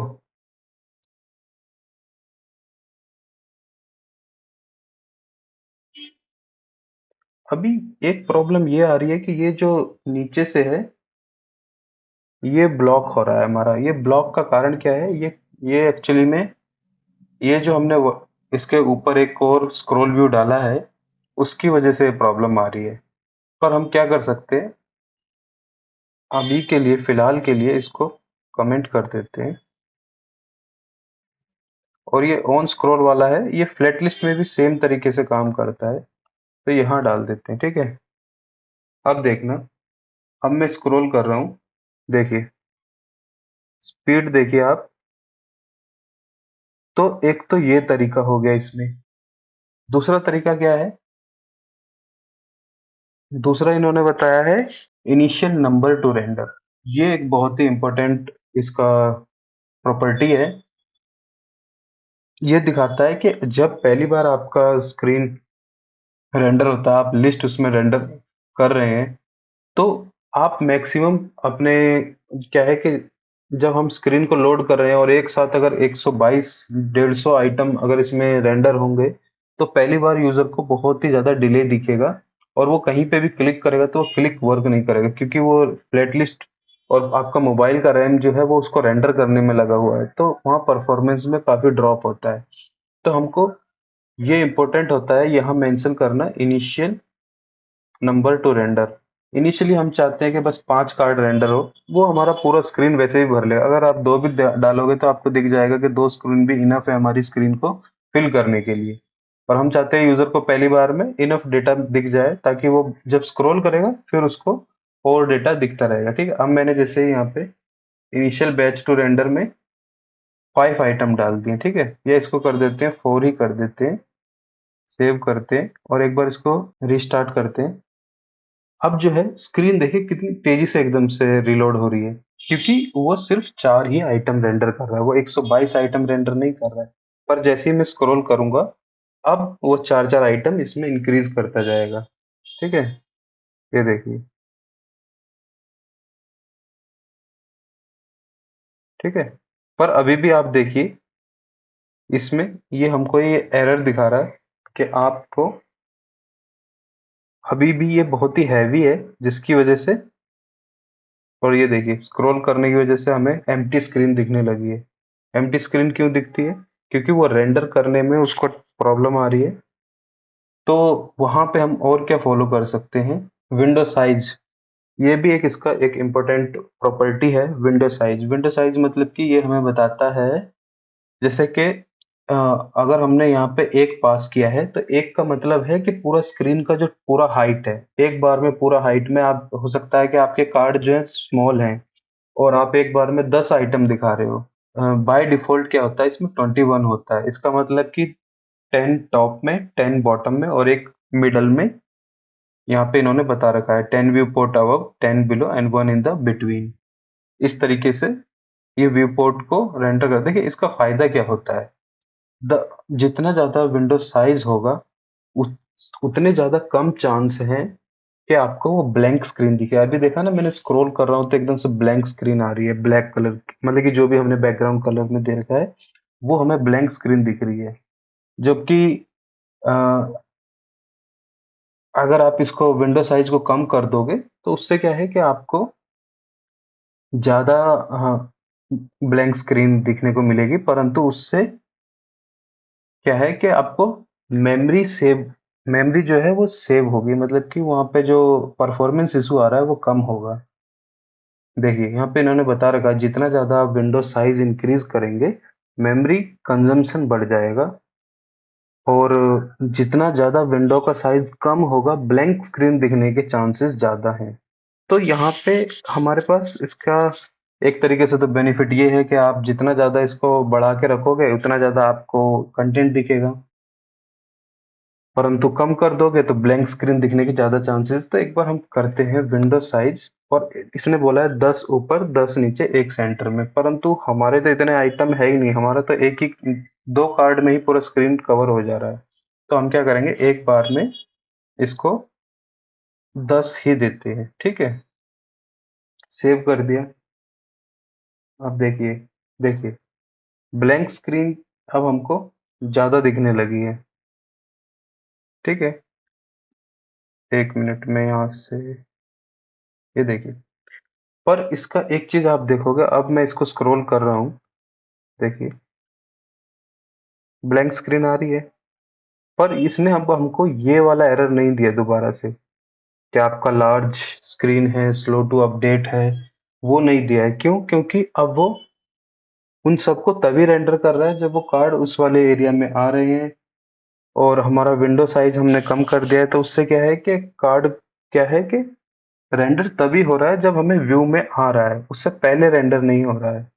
इसकी वजह से हमें जो है ब्लैंक स्क्रीन जो है काफी दिख रही है, अगर मैं बहुत तेजी से स्क्रॉल करूं। हालांकि ऐसे कोई यूज नहीं करेगा, ये कोई गेम नहीं है, पर मैं बस आपको दिखा रहा हूँ कि किसी सिनेरियो में अगर आपको बहुत तेज स्क्रॉल करना है, क्योंकि अगर स्पीड से स्क्रॉल करेंगे तो एक्चुअली में कोई भी आपका ऐप यूज ही नहीं कर रहा है, वो तो बस खेल रहा है उसके साथ में। पर एक नॉर्मल स्पीड के हिसाब से देखें तो इस हिसाब से आपको कभी भी परफॉर्मेंस का डिले नहीं आएगा। देखिए इतना स्मूथली स्क्रॉल होगा ये, आप इजीली कहीं पे भी ऊपर नीचे दाएं बाएं स्क्रॉल कर सकते हो। और देखिए ऊपर जो हम आइटम डिस्प्ले कर रहे थे ना, यहाँ पे जो सबसे टॉप में था, ये देखिए ये भी एकदम से रिएक्ट कर रहा है, स्क्रॉल या हाइड, स्क्रॉल सो। जबकि शुरुआत में क्या हो रहा था कि हम स्क्रॉल कर रहे हैं और वो इतना टाइम ले रहा था उसको डिस्प्ले करने में। तो ये सारी चीजें हमको ध्यान में रखनी है। हम अब यह क्या है कि हमको ये देखना होता है कि हमारे लिए ज्यादा प्रेफरेंस क्या है, क्या हमें परफॉर्मेंस ज्यादा मैटर करता है या व्यू, मतलब कि हमको यूजर को कंटेंट हर हालत में दिखाना है, वो ज्यादा मैटर करता है, ठीक है। तो इसके साथ आप अच्छे से खेल सकते हो, इसको और अच्छे से समझ सकते हो उनके डॉक्यूमेंटेशन में जाके। एक है अभी, एक परफॉर्मेंस का सबसे बड़ा इशू क्या होता है, इमेज। इतनी सारी इमेज एक साथ रेंडर होंगी तो परफॉर्मेंस पे तो इफेक्ट पड़ेगा ही पड़ेगा। तो इन्होंने बताया है कि आप ऑप्टिमाइज्ड इमेजेस यूज कर सकते हो। ऑप्टिमाइज इमेजेस के लिए इन्होंने बताया भी हुआ है, अगर आप रिएक्ट नेटिव फास्ट इमेज पे जाओगे तो इसके अंदर हम देखेंगे, इस पैकेज से क्या है कि इमेजेस क्या है बहुत फास्ट लोड होती है और वो उसको कैच कर लेता है। जैसे कि उस एक तरीके से उसको लोकल स्टोर में कैच करके रख लेता है ताकि उसको बार बार री रेंडर ना करना पड़े। वो एक बार वहां पे डिस्प्ले हो गए तो उसको वहीं से दिखाता रहेगा, ठीक है। तो एक काम करते हैं, इसको इंस्टॉल कर लेते हैं। मैं देखता हूँ शायद हमने ऑलरेडी इंस्टॉल किया हुआ है, रिएक्ट नेटिव फास्ट इमेज हमारे पास ऑलरेडी है, ठीक है। तो आप इसको डायरेक्टली बस इस कमांड को रन करें, आपको ये यहाँ मिल जाएगा। और हमको करना क्या है, और करना, मैंने ये बाद में यूज कॉल बैक यूज किया था यहाँ पे, क्योंकि कॉल बैक अगर आप यूज करोगे तो इसकी परफॉर्मेंस थोड़ी सी बढ़ जाती है। और ये क्या है कि इन्होंने ही बता रखा है कि आप जब भी रेंडर करें आइटम को तो कॉल बैक यूज करें। इससे क्या है, और अपना जो रेंडर आइटम का आपका फंक्शन है उसको बाहर रखें फ्लैट लिस्ट से। इससे क्या है कि ये बार बार उसको री रेंडर करने से बचाता है, ठीक है।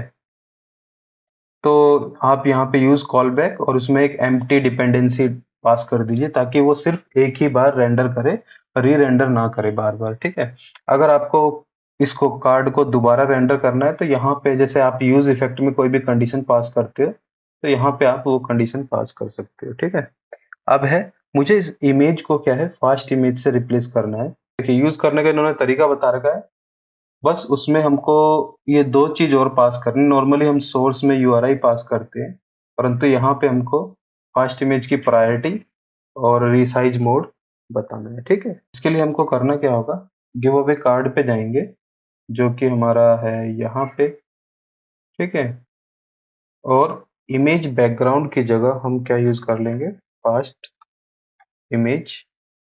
और यहाँ पे और टोकन में आप कोई भी एक जैसे यूजर का टोकन पास कर सकते हो। ये बस हेडर में एक टोकन चाहिए, अभी बस यहाँ पे इसको ऐसे ही छोड़ देते हैं। आप चाहें तो जब आपका यूजर का टोकन मिल जाए तो आप यहाँ पे टोकन रिप्लेस कर देंगे। ठीक है, और यहाँ पे हम फास्ट इमेज यूज कर लेंगे, कवर पास करना है क्योंकि हम कवर यूज कर रहे हैं। ठीक है, इसको सेव करते हैं, कुछ भी इफेक्ट नहीं होना चाहिए।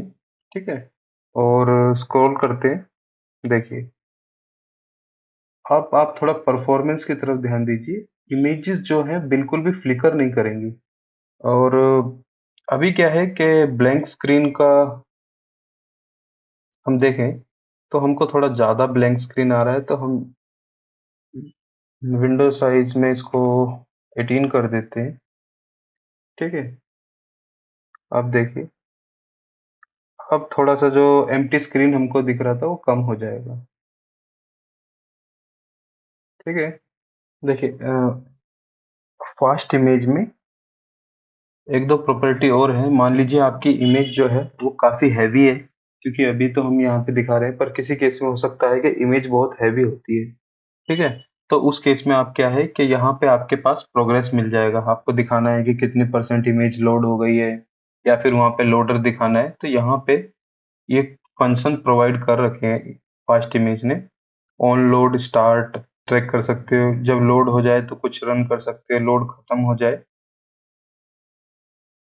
ठीक है, तो आप यहाँ पे इस तरीके से इसमें हाँ, काफी चीजें ट्राई कर सकते हो। अब दूसरी चीज देखते हैं। देखिए अभी हम यहाँ पे थे, इसमें क्या है कि एक और चीज थी, मैं वो आपको दिखाता हूँ। हाँ, ये है गेट आइटम लेआउट। देखिए गेट आइटम लेआउट क्या करता है, हर बार जब आप आइटम को रेंडर करते हो, जैसे कि मैं अभी यहाँ कार्ड को स्क्रॉल कर रहा हूँ, तो gate item layout normally flat list क्या करता है, जितना भी नया आइटम वो रेंडर करता है हर बार उसका हाइट कैलकुलेट करता है। हर बार हाइट कैलकुलेट करने की वजह से क्या होता है कि उसको एक एक्स्ट्रा क्वेरी रन करनी पड़ती है जितने भी नेक्स्ट कार्ड को वो रेंडर कर रहा है उनके लिए। अगर हम उसको ये बता दें कि हमारे जितने भी कार्ड है उनका साइज फिक्स है, तो आप इसको ये एक्स्ट्रा काम करने की जरूरत नहीं पड़ेगी। तो अगर जैसे मैं इसको गेट आइटम लेआउट वाला यहाँ से ले लेता हूँ। ठीक है, और यहाँ पे आइटम का हाइट जैसे कि आप यहाँ मेंशन कर दीजिए, कॉन्स्ट आइटम हाइट, इसका साइज जो है 480 के अराउंड है। ठीक है, तो अब इसको पता है कि इमेज का हाइट 480 है, और जितना भी इंडेक्स है उसके हिसाब से आइटम का लेआउट जो है वो कैलकुलेट इजी हो जाएगा। इसको अब हर कार्ड के लिए हाइट मेजर करना नहीं पड़ेगा, जिससे क्या है कि परफॉर्मेंस में एक बूस्ट देखने को मिलता है। ठीक है, अब मैं इसको सेव करता हूँ। देखिए कितना स्मूथली हमारा जो फंक्शन है वो रन हो रहा है, क्योंकि इसको अननेसेसरी काम नहीं करना पड़ा। अगर हम पहले के कंपैरिजन में देखें और आपके कंपैरिजन में देखें, कितना फर्क आ गया फ्लैट लिस्ट में। ठीक है, आप ये सारे तरीके अपना सकते हैं, इनके साथ आपको जितना रेंडर करना है, जिस तरीके से करना है, अलग अलग तरीके अपनाकर आप ट्राई कर सकते हो। ठीक है, जैसे ये हमने इनिशियली ट्राई करके देखा था आपको बताने से पहले कि क्या क्या तरीके से सही रहेगा। ठीक है, और अगर इसमें से जैसे कि हमने ये यूज नहीं किया हुआ है, और रिमूव क्लिप्ड सब व्यूज, इसको ट्रू कर देते हैं। अब देखिए आपको किसी तरीके का मतलब कि कार्ड को तो आपको ये पता ही नहीं चलेगा कि वहाँ पे इमेज लोड भी हो रही है या नहीं हो रही है। ऐसा लगेगा जैसे कि एक बार में ही सारा डेटा लोड कर दिया, पर ऐसा नहीं है। ठीक है? तो इस तरीके से आप फ्लैट लिस्ट को ऑप्टिमाइज़ कर सकते हो, उसके साथ खेल सकते हो। और मैं आपको फ्लैट लिस्ट में क्या है कि आपके पास एक ऑप्शन होता है कि आप हेडर कंपोनेंट भी बना सकते हो, फुटर भी बना सकते हो। जैसे कि अभी क्या है कि अगर आपको लोड मोर वाला ऑप्शन चाहिए, तो आप क्या कर सकते हैं, यहाँ पे लिस्ट फुटर कंपोनेंट, और यहाँ पे जैसे कि मैं अभी आपको एक छोटा सा एग्जांपल दे के देता हूँ।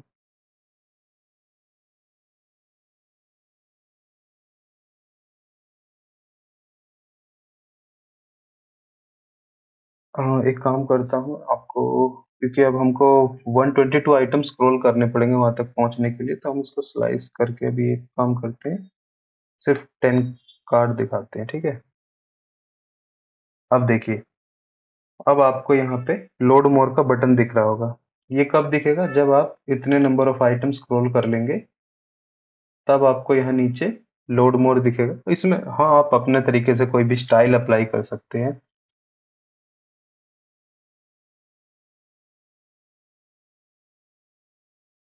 जब आप यहाँ आएंगे, तो यहाँ पे आपको लोड मोर का बटन दिखेगा। मतलब कि यूजर जैसे ही यहाँ तक स्क्रॉल करेगा, उसे पता चल गया है कि अभी मैंने 10 आइटम रेंडर कर लिए। अब लोड मोर करने पे हम उसका लिमिट बढ़ा सकते हैं। देखिए, जैसे कि मैंने अभी यहाँ पे स्लाइस 0,10 यूज कर रखा है। तो यहाँ पे हम मैं आपको एक तरीका बता देता हूँ, आप उसको अगर कभी यूज करना चाहें तो कर लेना। फिलहाल हम बस इसको समझ रहे हैं। Limit, set limit. ठीक है? यूज स्टेट लिमिट इनिशियली मैंने 10 कर दी। ठीक है? तो अब क्या होगा, ये ये जो है यहाँ पे, आप 10 यहाँ पास करने की बजाय लिमिट पास कर दीजिए। तो जैसे ये बटन आपको दिखेगा, अब यहाँ बटन के अंदर आप क्या है, एक फंक्शन कॉल कर सकते हैं, ऑन प्रेस। प्रेस करने पे क्या होना चाहिए,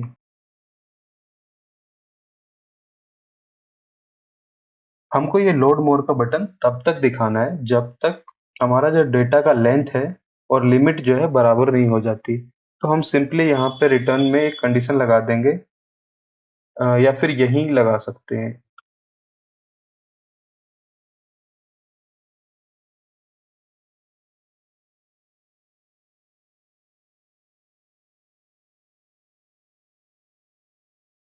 ठीक है? तो इससे क्या है कि यूजर को ये पता चल जाएगा कि ये इतना ही डेटा था, इससे आगे कुछ भी नहीं है। ठीक है? तो अब हम यहाँ लोड मोर में क्या करेंगे, देखेंगे अगर लिमिट जो है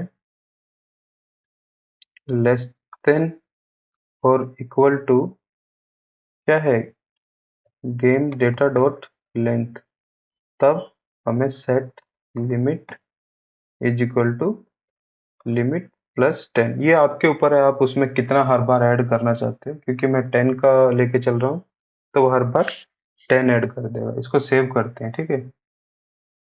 अभी देखिए यहाँ पे, ओके, हमने इसको इंपोर्ट नहीं किया है। ठीक है?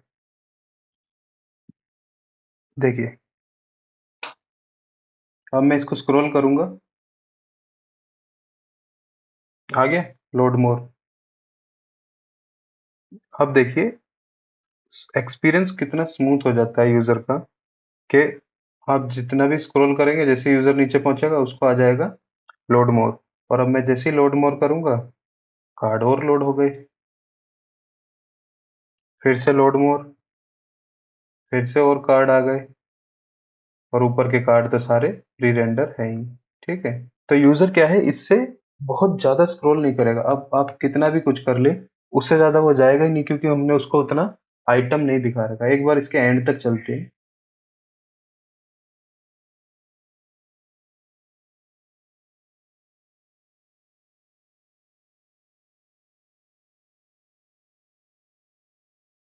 देखिए, अब क्या है कि यहाँ पे और कुछ नहीं बचा है।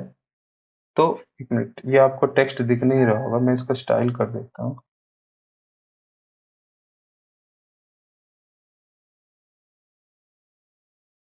प्रॉब्लम ये है कि हम यहाँ पे रिटर्न स्टेटमेंट लगाना भूल गए थे। सॉरी। देखिए, तो इसको बैक टू वैसा ही कर देते हैं। अब देखिए, यहाँ पे इसका साइज भी कर देते हैं। You have reached the end. तो मतलब कि अब हमको साफ साफ दिख रहा है कि हम यहाँ पे एंड तक पहुंच गए हैं, ठीक है। तो ये इस तरीके से आप कुछ बेस्ट प्रैक्टिसेस हैं, इसकी आप फॉलो कर सकते हैं, ठीक है। तो मुझे, अगर आपको चाहिए कि वो लोड मोर का बटन आपको यूजर को नहीं देना है, उसका भी एक तरीका है। जैसे अगर मैं इसको क्या करता हूँ, इसको अभी हटा देते हैं यहाँ से। इसको भी हटा देते हैं और इसको हटा देते हैं, ठीक है। अब देखिए, एक तरीका तो ये है कि आप यूजर से बोल रहे हैं कि आप अगर आपको और डेटा देखना है तो आप बटन पे क्लिक करिए और हम आपको और डेटा दिखाएंगे उसमें, ठीक है। नॉर्मली क्या होता है कि अगर आपके पास, ये तो क्या है कि हम एक थर्ड पार्टी का सारा डेटा डिस्प्ले कर रहे हैं। अगर आपका खुद का बैकएंड है और आपके पास मिलियंस में रिकॉर्ड्स हैं, तो उस केस में आप लोड मोर पे ये स्लाइस वाला तरीका यूज नहीं करेंगे। लोड मोर पे आपको क्या करना है, एपीआई कॉल करनी है। एपीआई कॉल करनी है और उस डेटा को, जो भी आपका डेटा है उसमें अपेंड करना है, ताकि उसके बाद से जितना डेटा आपने दोबारा फेच किया है वो आप दिखा सके। और जब आपका डेटा लोड हो रहा है, उस केस में आप यहाँ पे एक छोटा सा पॉपअप दिखा सकते हैं फुटर में, लोडिंग मोर डेटा, ठीक है। तो वो लिस्ट हेड फुटर कंपोनेंट में ही आप सेम तरीके से डिस्प्ले कर सकते हैं। परंतु आप चाहते हैं यूजर इनफाइनाइट स्क्रॉल करे, मतलब कि आपको उससे पूछना ही नहीं है कि क्या तुम्हें और डेटा देखना है। ये जैसे कि ई कॉमर्स वाले कई प्लेटफॉर्म है, जैसे कि अगर आप देखोगे आजियो, अगर जो रिलायंस का ऐप है, उसके अंदर अगर आप स्क्रॉल करोगे तो वो कभी भी आपको ये नहीं कहता लोड मोर। वो स्क्रॉल करता जाएगा जब तक जितना प्रोडक्ट उसके पास है वो खत्म नहीं हो जाते, वो तब तक आपको स्क्रॉल का ऑप्शन देता है। मतलब कि वहाँ आपके पास इनफाइनाइट स्क्रॉल की फंक्शनैलिटी है। इनफाइनाइट स्क्रॉल मतलब कि जहाँ पे हम यूजर से पूछ रहे हैं ऑन क्लिक करने पे आप और डेटा लोड करवाइए, वहां पे हम क्या करेंगे, वो खुद से करेंगे, हमें यूजर का इनपुट लेने की जरूरत नहीं है। तो उस केस में फ्लैट लिस्ट के अंदर होता है ऑन एंड रीच्ड, कि जब भी आपका एंड रीच हो जाएगा तब आपको क्या करना है, यहाँ पे ये फंक्शन होगा, यहाँ पे ये जो वैल्यू आएगी उसको कंसोल लॉग करवा दो।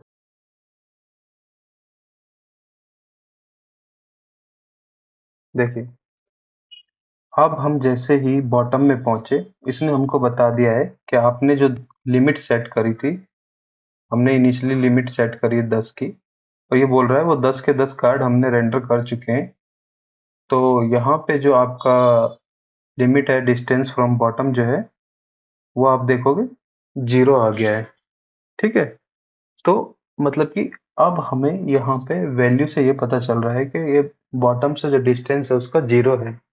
तो हम ये कैलकुलेट करके पता कर सकते हैं कि हाँ भाई अब बॉटम रीच हो गया है, अब हम उसकी लिमिट खुद से प्लस कर देंगे, ठीक है। तो वो कैसे होगा, देखो, इसके अंदर जब हम ये on and reach function call करते हैं, इसके साथ में हमको एक चीज और यूज करनी होती है, वो है ऑन एंड रीच थ्रेशोल्ड। मतलब कि जब भी वो 0 तक, मतलब कि जब वो लास्ट वाला कार्ड के पास में अगर डिस्टेंस फ्रॉम एंड उसका जब 0 होने वाला होगा, तो 0 होने से कितनी देर पहले आपको पता चलना चाहिए आप उसको ट्रिगर करना चाहते हैं, ठीक है। जैसे वही इन्होंने बता रखा है, how far from the end trailing edge list must be from the end of the content to trigger the on and reach callback। तो ये जो on and reach callback के अंदर हम जो भी फंक्शन लिखेंगे, वो एक्चुअल में जो रीच कर, मतलब कि एंड तक पहुंचने वाला होगा, उससे पहले हमें, कितने पहले हमको ये फंक्शन कॉल करना है, ठीक है। तो इसकी जो वैल्यू होती है वो आप कुछ 0.1 से लेके आगे आगे आप सेट कर सकते हो। देखिए, जो 1 होता है, 1 का मतलब होता है एक पूरा व्यू पोर्ट, ठीक है।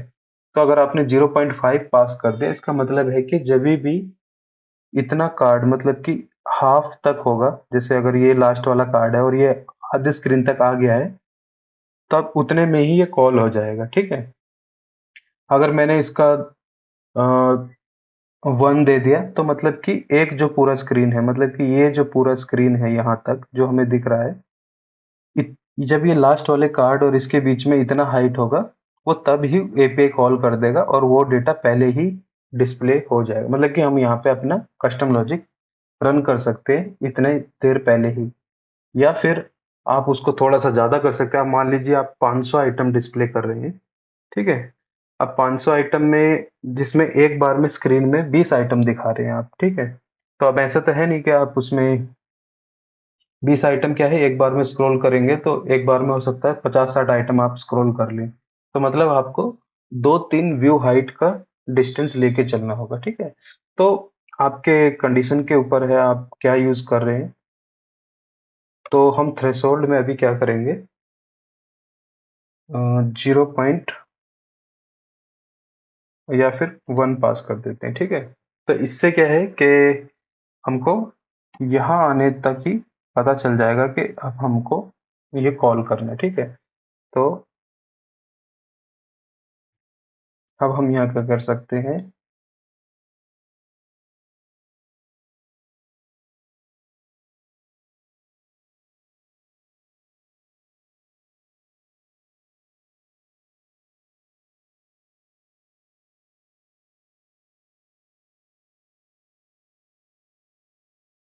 ठीक है।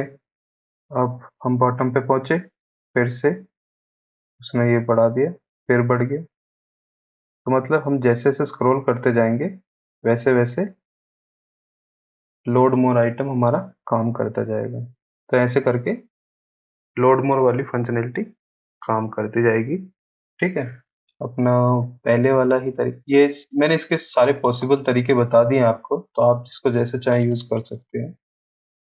मैं इसको नॉर्मली हम जिस तरीके से यूज कर रहे थे इसको ऐसे ही रहने देता हूँ। अगर आपको लग रहा है कि आपके पास जो डेटा है वो और ज़्यादा हैवी है, और ज़्यादा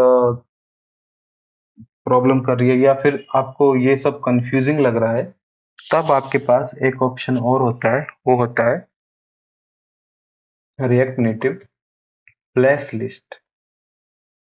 फ्लैश लिस्ट क्या है, फ्लैट लिस्ट का ही यूज करके एक फास्ट एंड परफॉर्मेंट इसका बनाया गया है, ताकि जो भी कॉन्फ़िगरेशन हम खुद से कर रहे हैं वो आपको करने की ज़रूरत नहीं है, ये ऑटोमेटिकली करके दे देते हैं। बहुत ही फेमस लाइब्रेरी है, ठीक है। देखिए, यूज़ करने का तरीका भी वही है, कुछ नहीं है। इसमें बस एक नई चीज़ जो आ जाती है वो होती है एस्टिमेटेड आइटम साइज़, ठीक है। तो आप इसको इंस्टॉल करने का तरीका क्या है, देखिए ये शॉपिफ़ाई का प्रोडक्ट है, शॉपिफ़ाई वालों ने ही इस लाइब्रेरी को बनाया है। तो आप normally Shopify flat list npm install या यावन इंस्टॉल आप जो भी यूज़ कर रहे हैं आप करिए। और उसके बाद में यहाँ पे देखिए यूजेस पे जाएंगे, इन्होंने बता रखा है फ्लैश लिस्ट को जैसे नॉर्मली आप फ्लैट लिस्ट को इंपोर्ट करते हैं इसी तरीके से फ्लैश लिस्ट को इंपोर्ट करिए, सेम सब कुछ रखिए, बस यहाँ पे एस्टिमेटेड आइटम साइज डाल दीजिए। तो अब जैसे मैं ये सेम सारा कुछ हम यूज कर रहे थे, तो अब हम फ्लैश लिस्ट यूज कर लेंगे इसकी जगह। देखिए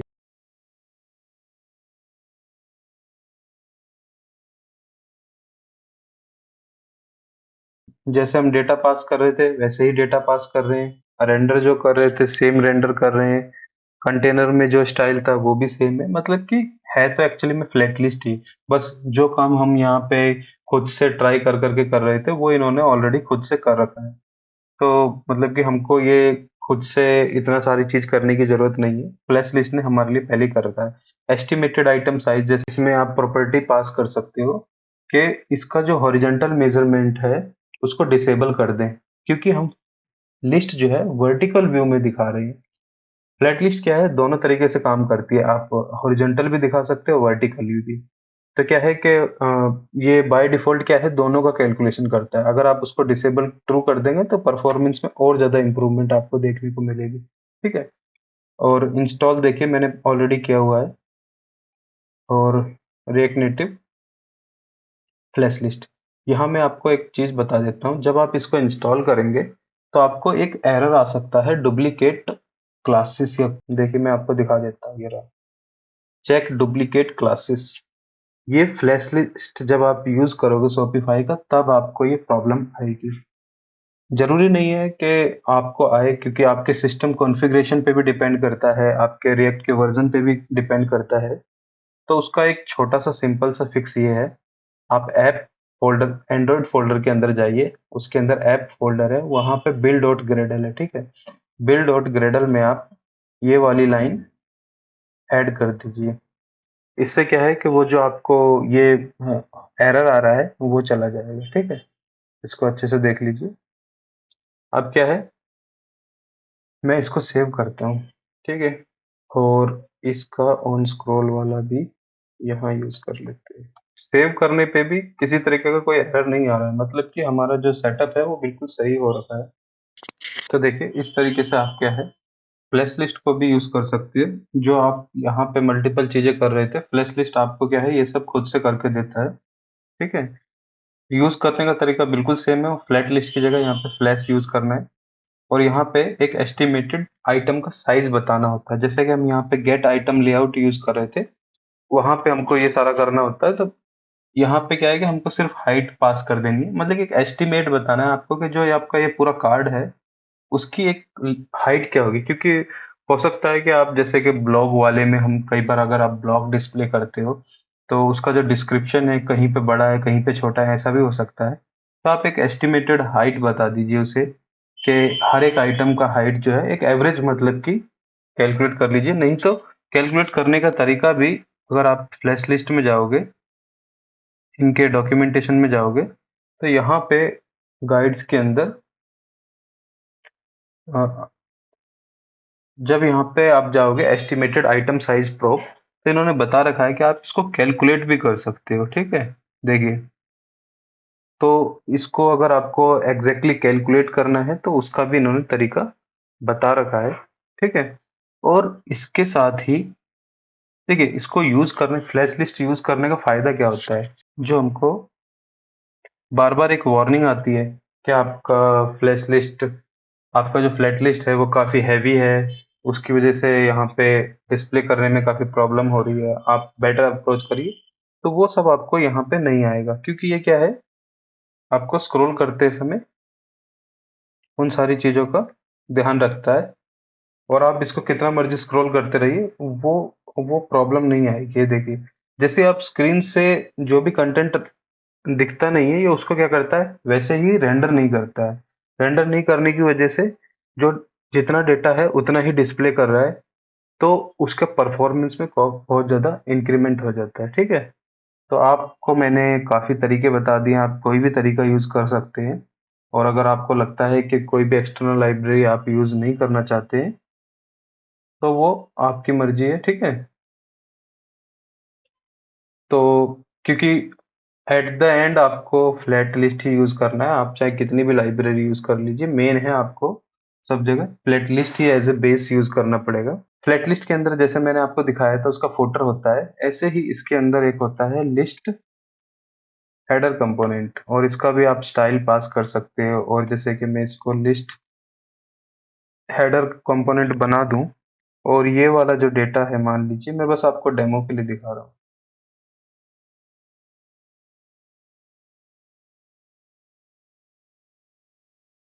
कोई भी इफेक्ट तो नहीं आया, परंतु अब जो ये हेडर है वो इस फ्लैट लिस्ट के अंदर चला गया है। अब ये बस मैंने आपको दिखाने के लिए करा है, यहाँ पे हम इसको एक्चुअली में यूज़ नहीं करने वाले, क्योंकि इसका एक नुकसान हमको जो होगा, जो हमारा डिज़ाइन में चेंज हो जाएगा, वो ये है कि सब कुछ स्क्रॉलेबल हो जाएगा, क्योंकि अब ये फ्लैट लिस्ट का हेडर है, ठीक है? पर हमको क्या है कि हमको ये कंटेंट स्टिकी का रखना है ऊपर, इसलिए हम उसको यहीं पे यूज़ कर लेंगे, ठीक है? लिस्ट हेडर, उसको यहाँ ना यूज़ करके, ठीक है? और जैसे कि हम देख पा रहे हैं, हमें इस वर्चुअलाइज़ लिस्ट की अभी कोई ज़रूरत नहीं है। अगर मान लीजिए, देखिए, ये मैंने आपको ये कर करके अलग-अलग तरीके इसलिए दिखाए हैं, क्योंकि आपके सिनेरियो में हो सकता है कुछ और कंडीशन आ जाए। नॉर्मली क्या होता है कि यूट्यूब पे आप देख लेते हो कि उसने एक सिचुएशन के हिसाब से समझा दिया है, पर आपका सिचुएशन तो कुछ और आ रहा है। इसलिए मैंने वो सारे तरीके कवर करने की कोशिश की है, ताकि फ्लैट लिस्ट में आप चाहे तो हॉरिजॉन्टल डिस्प्ले कर रहे हैं, चाहे वर्टिकल डिस्प्ले कर रहे हैं, या फिर मल्टीपल आइटम डिस्प्ले कर रहे हैं। अगर आपको मल्टीपल डिस्प्ले करना है तो जो अभी हम कोड हमने कमेंट करके हटाया है, आप उसको यूज़ करिए, कोई भी दिक्कत नहीं आने वाली है, ठीक है? और ना ही वो आपको वार्निंग वगैरह वो सारा इश्यू कुछ नहीं आने वाला है आपको। फ्लैट लिस्ट को ऑप्टिमाइज़ करने के जितने तरीके हैं वो हमने यहाँ पे देख लिए। उसका अल्टरनेटिव भी देख लिया। अगर आपको ये सब नहीं करना है, सिंपली फ्लैश लिस्ट को इंस्टॉल करिए, वो ऑटोमेटिकली आपके लिए ये सारा कुछ कर देगा, ठीक है?